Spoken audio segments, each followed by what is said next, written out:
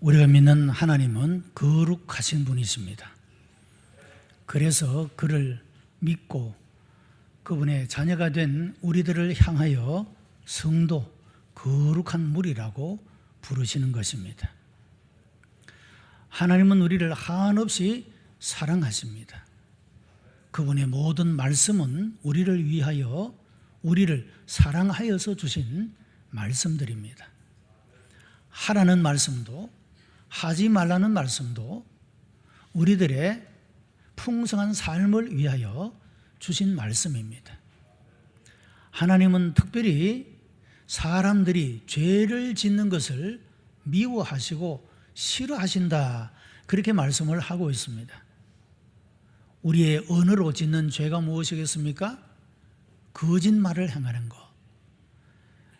하나님께서 이런 거짓을 말하는 그 사람을 미워하시고 싫어하신다라고 성경은 말씀을 합니다.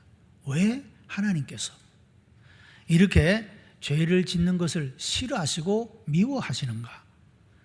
그것은 이 죄라고 하는 것은 우리들의 영혼을 파괴할 뿐만 아니라 하나님께서 우리들에게 주시기를 원하시는 풍성한 삶을 파괴하는 것이기 때문에 하나님께서 우리로 하여금 죄를 벗어버리고 거룩한 삶을, 하나님께서 기뻐하시고 원하시고 기대하시는 이런 삶을 살아가기를 말씀하고 있다는 것입니다. 우리가 어떤 하나님의 말씀을 듣든지 그 말씀을 듣고 순종함으로 여러분의 삶 속에 하나님이 계획해 놓으신 풍성한 이런 삶의 은혜가 가득하게 되기를 주님의 이름으로 축복합니다. 거짓말에 대한 테스트가 있습니다. 내가 어디에 속하는지 아마 생각해 보시면 될 겁니다. 첫째는 나는 거짓말을 밥 먹듯이 한다. 두 번째는 나는 종종 자주 거짓말을 하는 편이다. 세 번째, 나는 거의 거짓말을 하지 않는다. 그러나 어쩔 수 없는 경우에는 하는 경우가 있다. 네 번째, 나는 거짓말을 결코 하지 않는다. 이런 네 가지의 질문에 내가 어디에 속해 있느냐라는 것이죠. 자, 여러분, 거짓말을 밥 먹듯이 한다. 심각한 것입니다. 병원에 가서 치료를 받아야 됩니다.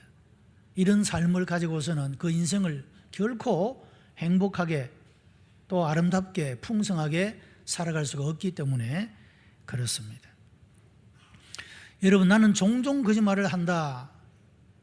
이런 분들은 진지한 그런 회개가 필요하다, 그렇게 말할 수가 있습니다. 나는 거짓말 하지 않는다. 어쩔 수 없을 때 한다. 어쩌면 이것이 그리스도인의 그런 삶의 모습이라고 말할 수도 있을지 모릅니다. 나는 절대 거짓말하지 않는다. 이것이야말로 거짓말쟁이의 그런 전형적인 진술이라고 할 수가 있습니다. 우리는 어쩔 수 없을 때 하얀 거짓말이라는 핑계로 우리가 그렇게 거짓말을 하고 살아갈 때도 있다라고 하는 것입니다. 자, 어쨌든 이 거짓말이라고 하는 것은 하나님께서 미워하시고 싫어하시는 것인데, 거짓말뿐 아니라 죄라고 하는 것 자체가 우리 영혼을 파괴하고 하나님이 언약하신 풍성한 삶을 파괴하는 것이기 때문에 우리는 거짓을 벗어버리고 하나님 앞에 정직하게 살아가는 이런 삶을 추구해야 한다는 것입니다. 오늘 본문에 보면 아나니아와 삽비라라고 하는 부부의 이야기가 나옵니다. 그런데 그 이야기는 굉장히 슬픈 비극적으로 끝나는 것을 보게 됩니다. 초대 예루살렘 교회 교인으로서 이 교회가 헌금을 할 필요가 있게 되었을 때 이 아나니아와 삽비라 부부는 자기의 소유의 땅을 팔아서 그것을 헌금하게 되어집니다. 문제는 이 땅을 판 값을 얼마를 감추어 두고 그리고 나머지를 헌금을 하면서 이것이 땅을 판 값의 전부이다라고 한 거짓말, 이것이 문제였다고 하는 것입니다. 베드로는 이렇게 말했죠. 땅을 팔든지 안 팔든지 그것도 내가 임의대로 내 마음대로 할 수가 있는 문제였고, 땅을 판 후에 전부를 바치든 반을 바치든 조금 바치든 그것도 내 자신의 뜻대로 내 임의대로 할 수 있는 문제였는데 왜 성령을 속이고 이것이 땅을 판 값의 전부라고 거짓말을 했느냐 하는 것입니다. 그 베드로가 책망을 했습니다. 그리고 이 성령을 속였던 이 아나니아가 혼이 떠나가게 되고 죽음을 당하게 되어집니다. 자, 여러분, 우리가 이쯤 이야기를 읽을 때, 야, 하나님이 너무 심하시다. 그 거짓말 한 번 했다고 사람까지 죽이시느냐. 여러분, 이렇게 생각할 수가 있어요. 우리가 적어도 한국적인 사고방식, 한국인의 의식 구조 속에는 뭐 그 정도 거짓말 가지고 그러느냐 하는 생각을 가질 수가 있습니다. 여러분, 기독교적인 가치로 삶을 살아가고 있는 이 서구 사회에서는 이 거짓이라고 하는 것에 대해서 굉장히 심각하게 생각을 합니다. 사람이 한번 거짓말을 해서 그 신용을 잃어버리게 되면 그 사회 속에서 아주 낙인이 찍혀서 이 사람이 무엇을 해도 믿을 수 없는 사람으로 사람들에게 인정을 받지 못하는 그런 삶이 되어져 버리고 맙니다. 그래서 굉장히 정직함을 강조합니다. 거짓을 싫어하고 미워하는 그런 모습을 볼 수가 있다라고 하는 것입니다. 우리 한국 사회에서는 거짓말을 뭐 그것이 심각한 죄냐라고 그렇게 받아들이는 경향이 있다라고 하는 것입니다. 그러나 성경은 이 거짓말을 매우 심각한 범죄라고 말하고 있다는 것입니다. 첫째로 하나님의 성품을 거스르는 것이기 때문에 그렇습니다. 이제 말씀드린 대로 하나님은 거룩하신 분이십니다. 성도들도 그 하나님의 자녀로 거룩한 존재라고 불려지고 있습니다. 시편 5편 4절로 6절에 주는 죄악을 기뻐하는 신이 아니시니 거짓말하는 자를 멸하시리라. 여호와께서는 속이는 자를 싫어하시나이다. 거짓말하는 자를 멸하시고 속이는 자를 싫어하신다. 잠언 20장 10절에서도 한결같지 않은 저울 추와 말은 여호와께서 미워하신다. 여러분, 이와 같이 하나님은 거짓을 멸하시고 싫어하시고 미워하신다고 명백하게 말씀을 하고 있다는 겁니다. 이제 앞서 말씀드린 대로 왜 하나님이 우리의 삶 속에 이런 거짓의 죄를, 거짓말의 죄를 범치 않기를 경고하고 있느냐 하는 것입니다. 그것은 이런 죄가 우리 자신의 삶을 망치고 우리의 영혼을 망칠 수가 있기 때문에 하나님께서 그와 같이 교훈하고 있다고 하는 것입니다. 여러분, 하나님의 자녀가 진실하지 못하고 거짓에 속아서 살아가게 될 때 그 삶이 어떻게 되는 것이냐? 요한복음 8장 44절에 마귀를 가리켜서 거짓의 아비, 너희는 거짓의 아비에게서 났다, 그렇게 표현을 합니다. 거짓말을 할 때 바로 거짓의 아비인 마귀에게 속한 자가 되어진다는 것이죠. 그래서 이것이 얼마나 심각한 죄인가, 하나님의 자녀가 마귀의 자녀에 속하는 이런 무서운 죄가 거짓말의 죄다라고 말하고 있는 것입니다. 자, 오늘 본문 말씀에 이 아나니아와 삽비라는 그들이 성령을 속이고 거짓말을 했는데, 베드로는 해석하기를 내가 사람에게 거짓말을 한 것이 아니고 하나님께 한 것이다, 그렇게 말씀을 하고 있다는 것입니다. 이 거짓말은 거룩하신 하나님을, 성품을 거스리는 그런 죄가 된다라고 가르칩니다. 두 번째는 공동체를 파괴하는 죄라는 것입니다. 초대 신약 교회는 교회의 기초를 놓는 그런 시기였었습니다. 여러분, 무엇이든지 처음이라고 하는 것은 굉장히 중요한 것입니다. 내가 신앙의 생활을 할 때 처음 내가 만난 신앙의 멘토가 누구냐, 굉장히 중요하죠. 왜? 내가 그분을 바라보고 그분이 말하고 그분이 행동하는 것을 따라가기 때문에 그렇습니다. 모범적인 그런 그리스도인을, 신앙인을 멘토로 만나는 일은 대단히 중요합니다.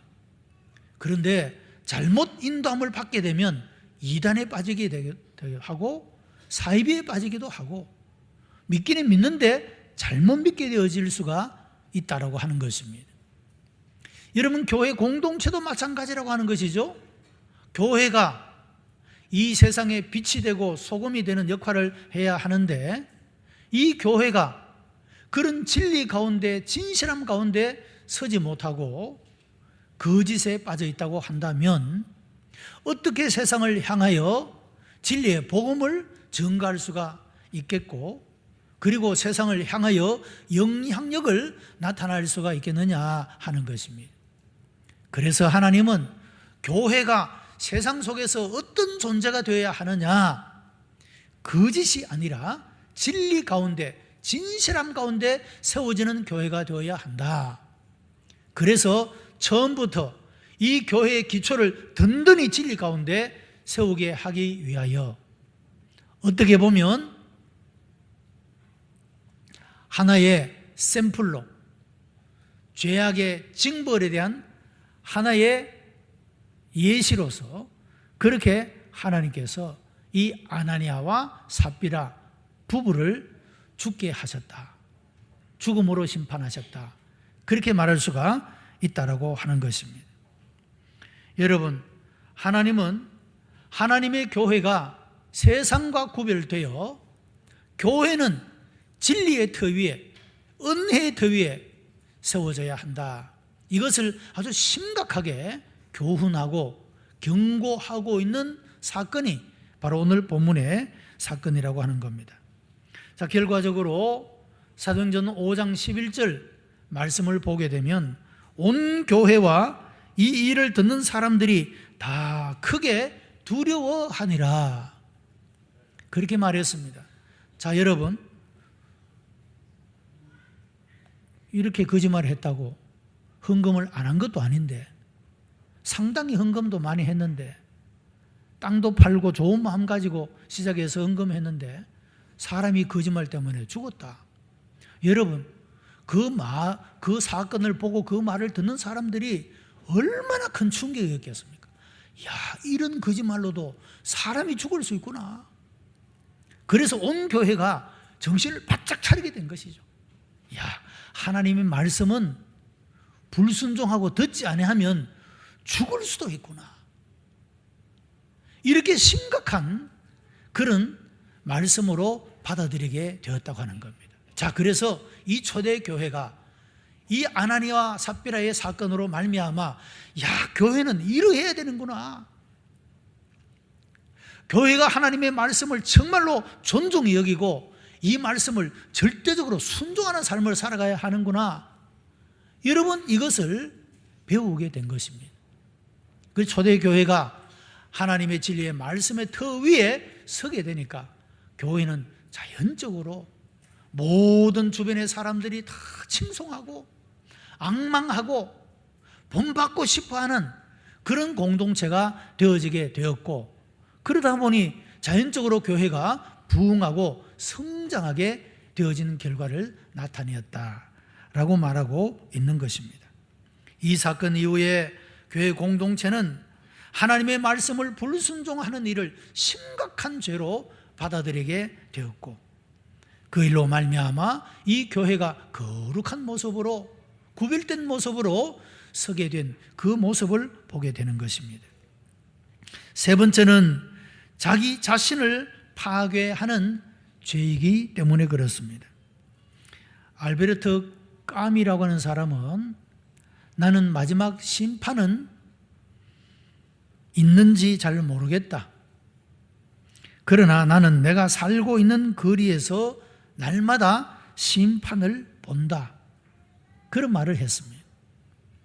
마지막 심판에 대해서는 아직 오지 않았고 믿지 않으면 알 수가 없는 거지만, 그러나 매일매일의 삶의 현장에서 심판을 보고 있다고 이야기를 했습니다. 여러분, 우리도 그렇지 않습니까?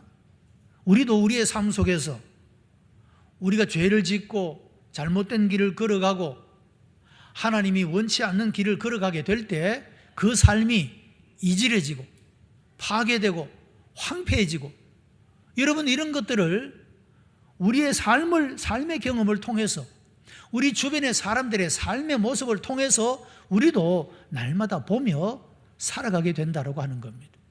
죄라고 하는 것은 먼저 자기 자신을 파괴시키는 그런 죄라고 하는 것이죠. 내 영혼을 파괴하고 내 삶의 아름다움을, 내 삶의 가치와 의미와 보람을 파괴하고, 이 죄라고 하는 것이 얼마나 무서운 것인가를 성경이 우리들에게 말씀해 주고 있다는 겁니다. 링컨은 이런 말을 했습니다. 거짓은 사람들은 잠시 속일 수 있을지 모르나 그러나 영원히 우리를 속일 수는 없다. 전신봉성학자인 스코트 팩은 거짓의 사람들이라고 하는 책에서 사람이 거짓말을 하게 되면 나중에 이 사람에게 일어날 수 있는 최악의 상태는 자기 자신도 믿을 수 없게 된다는 것이다. 그런 표현을 했습니다. 여러분, 사람이 자꾸 거짓말 하다 보면, 다른 사람을 자꾸 속이고 살다가 보면 자기가 이제는 자기도 못 믿을 그런 사람이 된다는 것이죠. 최악의 상태가 되어진다라고 말하고 있다는 것입니다. 자, 이와 같이 거짓말을 하는 죄는 하나님을 거스리고 공동체를 파괴하고 자기 자신도 파괴하는 참으로 무서운 죄이다. 이것을 성경이 말씀해 주고 있습니다. 자, 그러므로 우리는 하나님 앞에 정직하게 살아가야 한다는 것입니다. 우리가 어떻게 하면 이런 죄를 극복할 수가 있겠습니까? 첫째는 사람보다 하나님 앞에 하나님을 의식하고 살아가는 삶을 살아가야 된다라고 하는 것입니다. 사람들이 대부분 거짓말을 할 때 사람을 의식하기 때문에 그렇습니다. 사람 앞에서 자기의 위신, 자기의 체면, 자기의 위치, 여러분, 이런 것들을 손상받지 않기 위해서 거짓말하는 그런 경우가 대부분으로 나타나는 그런 모습을 볼 수가 있는 것입니다. 만약에 아나니아와 삽비라가 사람들을 의식하지 않고 하나님을 의식했더라면 거짓말을 할 필요도 없었고 거짓말하지도 않았고 이런 결과를 만나지도 않았을 것입니다. 여러분, 땅을 억지로 팔아야 된다 말한 사람도 없습니다. 자기가 팔았습니다. 땅을 팔아서 반을 내든 조금 내든 자기가 임의대로 할 수 있는 일입니다. 그런데 조금 받쳐놓고 다 땅값의 전부라고 거짓말을 했습니다. 그런 거짓말을 할 필요가 없었다 이 말이에요. 왜 했겠느냐? 다른 사람들이 다 그렇게 하니까 자기도 그 사람들에게 칭찬받고 인정받으려고, 그래서 거짓말을 하게 되었다 그 말씀이죠. 여러분, 우리 지역에 자랑스러운 대학교가 하나 있습니다. 한동대학교. 이 한동대학교는 전국적으로 무감독 시험으로 유명합니다. 그래서 다른 대학들에도 선한 그런 영향력을 끼쳐주고 있습니다. 왜 그렇게 하느냐? 처음부터 한동대학교가 세워질 때부터 이 대학교는 하나님의 가치를 가진 사람들로 만드는 것이 대학의 목표입니다. 하나님의 사람으로 만드는 게 목표예요. 자, 아이가 시험을 칠 때 커닝을 해서 좋은 성적을 받았다고 칩시다. 이 아이가 졸업을 하고 어떤 회사에 취직을 했는데 그가 그 속에서 거짓말 하지 말라는 법이 있겠습니까? 학교에 시험 칠 때도 커닝했는데. 여러분, 그래서 이 학교에서는 학생들을 정직한 사람으로 키워낸다는 거예요. 어디에 가도 인정받고 믿을 수 있는 사람으로 키워낸다는 거예요. 그런 것들을 계속해서 이야기해주고 그런 기독교적 가치관을 가지고 살아갈 수 있도록, 그리고 그런 사람들이 세상 속에서 실패하는 사람이 아니라 인정받고 성공하는 사람이 될 수가 있다는 것을 가르쳐주고 있다는 것이죠. 여러분, 얼마나 자부심을 가지고 긍지를 가지고 오히려 감독이 없는 것이 더 마음을 편안하게 하고 자유롭게 해주는 그런 삶이라고 말할 수가 있는 것입니다. 이 랜드빌트라고 하는 대학의 수학 교수인 메디슨 세럿이라고 하는 교수님이 있었습니다. 여러분, 이분도 학생들에게 항상 이야기하는 말이 정직하라고 가르칩니다. 여러분들이 시험을 칠 때는 시험 감독관이 두 사람이 있다. 하나는 수학시험 감독자이고 하나는 정직이라고 하는 감독자이다. 그런데 더 중요한 것은 정직이라는 이 감독에게 이것이 가장 중요한 관점이 되어야 한다라고 이야기를 합니다. 수학은 시험은 잘못 쳐도 되지만 정직이라는 시험에 통과되지 않으면 안 된다고 그렇게 가르쳤다고 합니다. 자, 여러분, 우리가 사람 앞에서가 아니고 하나님 앞에서 살고자 하면 우리는 언제나 어디서나 정직하게 될 줄로 믿습니다. 거짓말할 필요가 없잖아요. 여러분, 하나님은 모든 것을 이미 아시는데 거짓말 한다고 속을 뿐도 아니고 우리가 우리의 부끄러움과 우리의 부족함과 우리의 연약함을 있는 그대로 하나님 앞에 가져가도 하나님은 우리를 미워하시거나 우리를 내팽개치거나 우리를 버리시지 않습니다. 하나님은 우리를 있는 그대로 받아주시는 분이십니다. 그렇기 때문에 하나님 앞에 살고자 하는 사람은 거짓말할 필요가 없는 거예요. 그저 정직하게 있는 그대로 살면 된다, 그 말씀이죠. 두 번째는 우리가 서로에게 좋은 친구가 되어야 합니다. 여러분, 우리가 이 말씀을 읽게 되면 굉장히 마음에 안타까운 그런 생각을 가지게 됩니다. 두 부부가 어쩌면 이렇게 환상의 콤비입니까? 거짓말 하는데 땅도 같이 팔고 또 같이 속이고 이렇게 참 안타까운 모습이죠. 두 부부 중에 한 사람이라도 정직했더라면, 여보, 우리가 이렇게 하면 안 되지. 어떻게 하나님을 속여? 누구 한 사람이 이렇게 했더라면 아마 그 양심이 좀 찔림을 받고 돌이킬 수 있었지 않겠습니까? 그래서 여러분, 우리는 서로에게 좋은 친구가 되어줘야 합니다. 누군가가 범죄의 자리에 있을 때 여러분, 그것을 그 영혼을 사랑하는 마음으로 일깨워줘야 되는 거예요. 같이 공범자가 되어가지고 같이 짝짝꿍해서 죄를 짓는 자가 아니라 부부라도 마찬가지, 친구라도 마찬가지, 내 가까운 사람들일수록 더욱더 진정한 친구, 좋은 친구가 되어져야 된다는 것이죠. 함께 공범이 되어 죄를 짓는 것은 참으로 안타깝고 어리석은 일이라고 말할 수가 있는 것입니다. 여러분, 그것은 의리가 아닙니다. 그것은 죽이는 것입니다. 이 아나니아와 삽비라가 한 사람도 정직하지 못한 것이 부부의 의리입니까? 죽이는 일이었다는 거, 결국에는.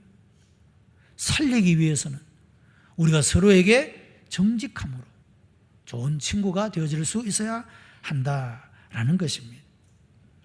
세 번째는 회개할 기회가 있을 때 회개해야 한다는 겁니다. 자, 아나니아에게 베드로가 이것이 땅을 판 값 전부냐 물었습니다. 여러분, 웬만하면 양심이 좀 찔렸지 않겠습니까?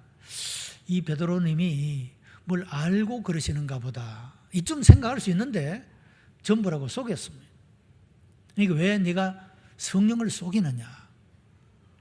이것이 사람에게 한 것이 아니고 하나님께 한 것이로다 하고 책망을 하고, 그러자 그 혼이 떠나가고 죽음을 당하게 된 그런 모습을 보게 되지 않습니까? 그 말씀, 이것이 땅을 판 값 전부냐, 이것이 그가 회개할 수 있는 기회였다는 것이죠. 그런데 아나니아는 이것을 잃어버리고 말았습니다. 삽비라도 마찬가지입니다. 남편이 죽고 3시간 후에 그 사실도 모르고 성전에 들어오다가 베드로가 질문을 합니다. 이것이 땅을 판 값의 전부냐? 이것이 전부냐? 예, 이것뿐입니다. 그것이 기회였다는 것이죠. 아닙니다. 전부가 아니고 일부는 우리가 쓰려고 그냥 두었습니다. 여러분, 그런다고 무슨 문제가 됩니까? 아무 문제가 없습니다. 그냥 내 잘못을 그냥 그대로 이야기하면 되는 것이죠. 그런데 그 기회를 놓쳐버립니다. 계속해서 거짓말을 합니다. 그래서 그 일로 인하여서 또 죽음을 당하게 되는 그런 모습을 보게 되는 것입니다. 이런 모든 것들은 다 때가 있습니다. 기회가 있다는 것이죠. 회개도 마찬가지입니다. 기회를 잃지 말아야 합니다. 여러분, 하나님이 우리에게 주시는 은혜도 마찬가지입니다. 은혜에 때가 있다, 그 말씀이죠. 근데 어떤 분들은요, 보면 꼭 은혜의 때에 빠지는 사람들이 있어요. 오늘 이 말씀이 어떤 분에게는 굉장히 중요하고 꼭 필요한 말씀일 수가 있습니다. 그런데 그분이 안 왔을 수도 있어요. 오늘 은혜의 자리에 우리가 빠져서는 안 되는 겁니다. 그러니까 여러분, 언제 하나님께서 나에게 꼭 필요한 말씀을 내가 지금 듣고 바로 실천하고 결행해야 될 말씀을 주실지 모르잖아요. 그러니까 여러분, 우리가 은혜의 자리에 빠지면 안 되는 거예요. 회개라고 하는 것은 지적으로 죄를 깨닫고 인정하는 것이 있어야 합니다. 그리고 감정적으로 우리가 그 죄를 통분히 여기고 안타까워하고 마음 아파하는 그런 마음을 가져야 됩니다. 동시에 의지적으로 이 죄를 버리는, 이 죄를 떠나는, 여러분, 이런 의지적인 행동의 결단이 있어야 합니다. 이것이 온전한 회개인 것입니다. 기회가 있을 때 해야 한다는 것이죠. 그 기회가 지나가 버리면 또 그 기회를 만나기가 어렵게 되고 그 사이에 어떤 일이 일어날지 모른다고 하는 것이죠. 아나니아와 삽비라의 경우에는 그 이 기회를 잃어버리는 것이 마지막 기회였고 더 이상 기회가 주어지지 않았던 그런 모습을 볼 수가 있다라고 하는 것입니다. 여러분, 내 입술에서 이제는 진실한 새로운 언어를 담아야 하고 생명의 언어를 담아야 하고 사랑의 언어를 담아야 될 줄로 믿습니다.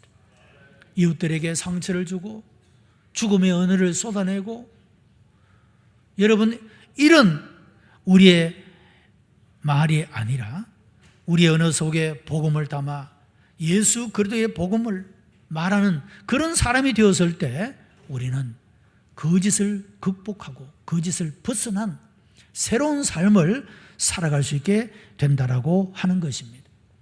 우리 모두가 하나님께 영광을 올려드리고 공동체를 유익하게 하고 내 자신의 삶을 풍성하게 만드는 여러분 하나님의 말씀을 순종하고 믿음의 걸음을 걸어갈 수 있게 되기를 바랍니다. 우리의 삶을 파괴하는 모든 죄를 벗어버리고 주의 말씀을 순종하여 믿음으로 한 걸음을 걸어가므로 하나님께서 이런 삶을 살아가는 사람들을 위하여 예비해 놓으신 풍성한 하나님의 은혜를 만나는 그런 우리 여러분들이 다 되시기를 주님의 이름으로 축복합니다. 기도하십시다. 은혜가 풍성한 하나님 감사합니다. 우리를 사랑하시어 하나님의 자녀를 삼으시고 거룩한 하나님을 닮아 거룩한 모습을 추구하며 살아가도록 인도하신 아버지 앞에 감사를 드려옵나이다. 우리 모든 성도들이 그 삶이 진리의 터 위에 생명과 진리의 말씀 위에 굳게 설 수 있도록 도와주시옵시고 우리가 결단코 사람을 바라봄으로 우리의 삶이 흔들리지 아니하고 하나님 앞에서 정직하게 살아가는 복된 하나님의 백성 되게 하여 주시옵소서. 아버지 하나님이여 이 나라의 민족을 불쌍히 여겨 주옵소서. 아버지 하나님 공포와 두려움을 벗어날 수 있도록 도와주시고 이 땅 이 백성을 주께서 고쳐 주옵시기를 간절히 비옵고 원하옵나이다. 아버지 하나님 세계 속에 많은 질병들이 있으나 우리 주께서 치유의 은혜를 베풀어 주시옵시고 이 모든 것들로부터 벗어나고 자유로워질 수 있도록 주의 자비와 크신 긍휼을 베풀어 주옵시고 우리 오천중앙교회 모든 성도들을 주님의 권능의 장중에 붙잡아 주시어 아버지 하나님 온전히 주의 말씀을 순종하고 이 모든 것들로 두려움으로부터 공포로부터 자유로워질 수 있는 진리 안에 거하는 성령 안에 거하는 복된 사람들이 다 되게 역사해 주시옵소서. 예수 그리스도의 이름으로 기도드리옵나이다. 아멘.